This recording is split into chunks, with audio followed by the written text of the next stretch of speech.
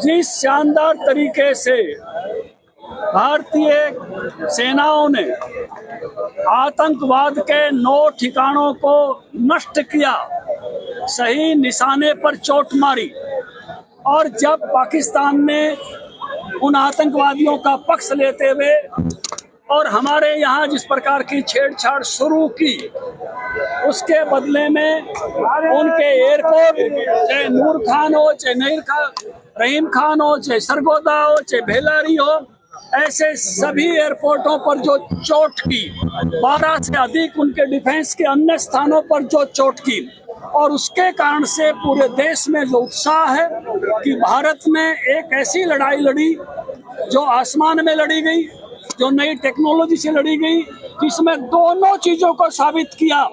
हम चोट मारेंगे तो सही ठिकाने पर मारेंगे, और हम पर कोई चोट मारने की कोशिश करेगा तो हम इजराइल के आयरन डोम से भी ज्यादा अपनी जनता को सुरक्षित रख सकते हैं। हर उधार की मिसाइल जो चाइना से आई पाकिस्तान के पास, हर उधार का ड्रोन हमने आकाश में उड़ा दिया।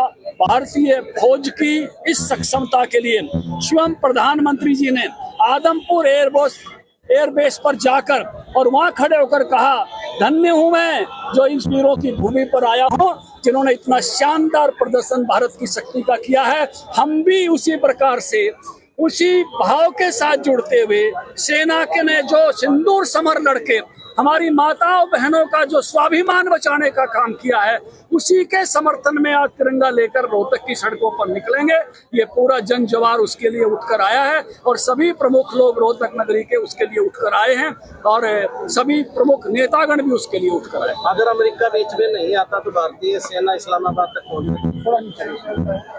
देखिए, जो फोन आया पाकिस्तान से, चर्चाएं ये हैं कि जो नूर खान एयरपोर्ट के पास जो ब्रह्मोस गिरा है, 11 मील की दूरी पर प्रधानमंत्री का घर और ऑफिस, उसी के बीच में उनके परमाणु का जखीरा, उसी के आसपास उनके सेना का मुख्यालय, काड़जा हिल गया।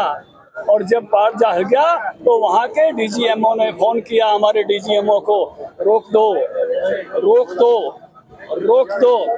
और भारत के प्रधानमंत्री का भी उद्बोधन हमने सुना कि अभी ये स्थगित किया गया है, ऑपरेशन सिंदूर बंद नहीं है। साफ साफ कहा प्रधानमंत्री ने, ट्रेड और टाक, टेररिज्म और टाक साथ साथ नहीं चलेंगी, ट्रेड और टाक साथ साथ नहीं चलेगा, और खून और पानी साथ साथ नहीं बहाया जाएगा।